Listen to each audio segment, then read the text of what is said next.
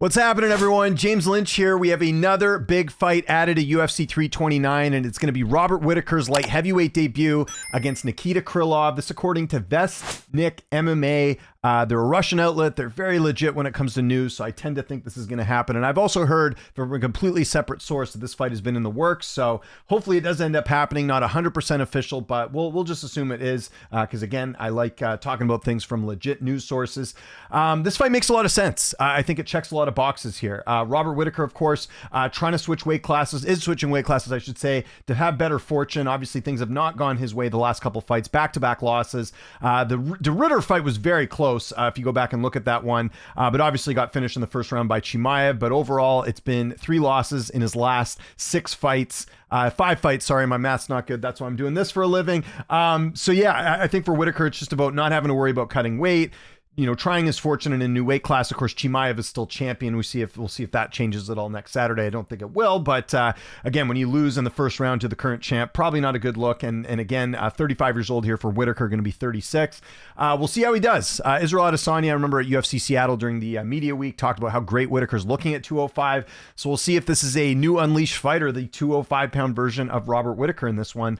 So I'm interested to see how this goes. It should be mentioned that Whittaker, this is his second weight class move up. Remember, he fought and started his career at 170 in the UFC, of course, winning the Ultimate Fighter. So we'll see how that goes. Not going to be the biggest for the weight class here. If you look at Whittaker, 6 feet tall with a 73.5 inch reach. Krylov is going to be 6'3" with a 77.5 inch reach. So there'll be a good reach advantage in this fight. And he's just 3 inches taller in this matchup here. But age-wise, pretty close here. Like I said, Whittaker, 35 years old, Krylov, 33. And Krylov's been a little bit inconsistent too. These, over the last little bit, he got finished by Dominic Reyes, finished by Bogdan, did beat Modestas in the fight after, but that's kind of plagued his career as far as the consistency goes. You remember a couple years back, went on the 3-fight win streak and then lost back-to-back fights, got choked up by Paul Craig, lost to Ankalaev. Like, he's fighting pretty good opposition here for the most part. All of his losses, minus Paul Craig, have been against some of the top guys in the weight class. We just saw Reyes fight Johnny Walker. Bogdan obviously was booked against Blachowicz before that injury. Does hold a win over Johnny Walker. He basically out-wrestled him the whole fight. So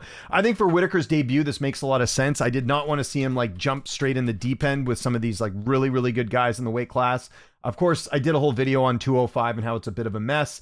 Olberg's the champ, but he's going to be out for a while. We don't know what's going on with Ankalaev. Obviously, Ankalaev wouldn't have fought Whittaker. That was kind of too high up there. Pereira's not in the weight class. Yuri, we'll see what's going on with him. He's going to take some time off being a dad and obviously being knocked out. Jan just had surgery, so he's out for a bit. You still got Khalil Roundtree. They might end up doing Khalil and Ankalaev next. That could happen. You just got Paulo Costa coming off a win. Costa could have been an option, but obviously him and Whittaker have fought already. Jamal Hill's out until winter. Murzakanov just lost. Reyes just won, although Reyes isn't booked. It's Walker who's booked next, right, at heavyweight. I remember that.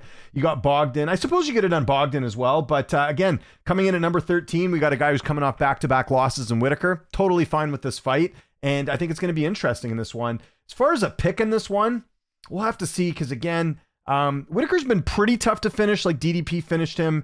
I know Chimaev submitted him, but I mean, Chimaev's submitting a lot of people. DDP, that was a bit concerning, that loss a couple years back. I tend to think Whittaker will be even more durable moving up a weight class, although saying that, he'll be fighting guys that can obviously punch a lot harder. But if you look at middleweight, I think he's only been knocked out twice. It was DDP and then Adesanya way back in 2019. So overall, pretty durable. He's fought guys that have knockout power. Darren Till's got knockout power. Jared Cannonier.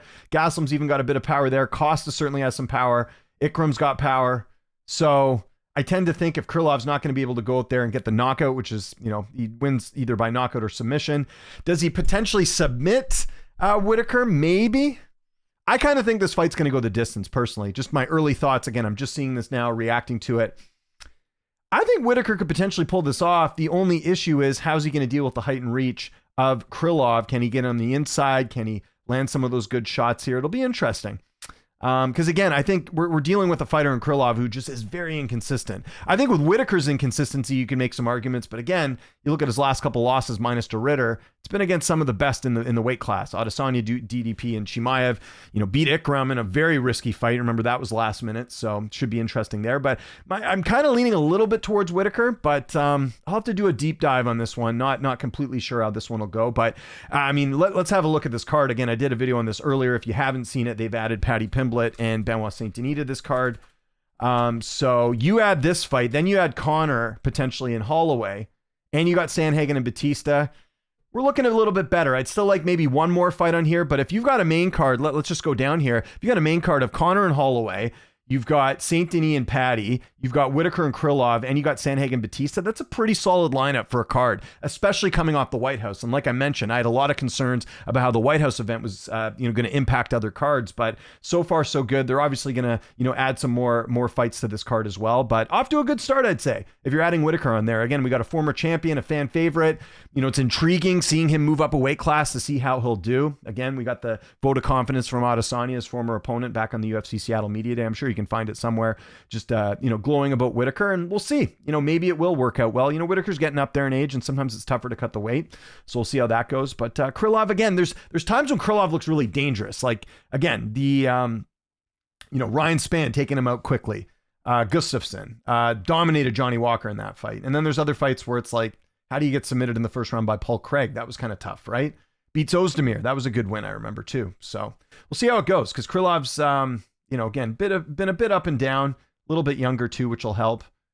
But I'm intrigued by this one. I am. I think it'll be very interesting to see how it goes. And then beyond that, where does Whittaker go? Like, I personally right now don't think we're going to see Whittaker go on some crazy run in the weight class. Saying that, I mean, it is a weight class right now that there's a lot of stuff going on the sidelines. Like I said, fighter's injured, fighter moving up. Like Paulo Costa right now is like one of the highest ranked fighters at this point because of that win over Murzakanov. So that certainly, moves things around. But let's say you do like Khalil and Ankalaev next. They got some beef. Maybe that fight happens. Maybe that fight happens for an interim title. Although I don't know. We'll see. We'll see how that goes. And then Costa fights someone else. Maybe we get a Costa Whittaker rematch at 205 if he wins this fight. There's a lot of possibilities right now. Didn't we also hear that Rakic might be moving up a weight class too? So he'll be out of the equation. So I don't know. It's going to be really interesting to see what's going on at 205.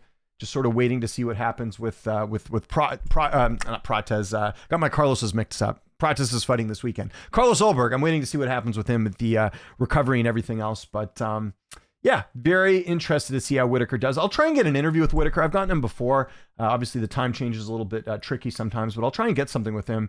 Very curious to see how he does. And I understand it. I do.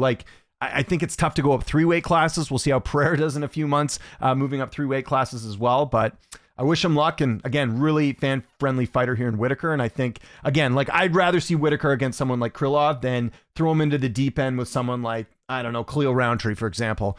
Again, when Roundtree's on, he's very dangerous, almost beat Yuri in his fight.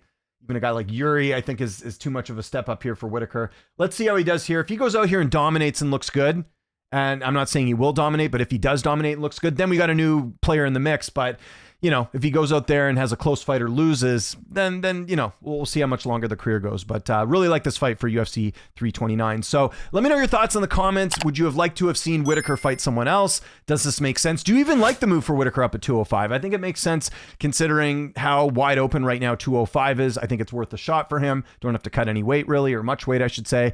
Follow me on Twitter, TikTok, Instagram, @Lynch on Sports. My name is James Lynch. Thanks so much for watching, and I'll see you next time.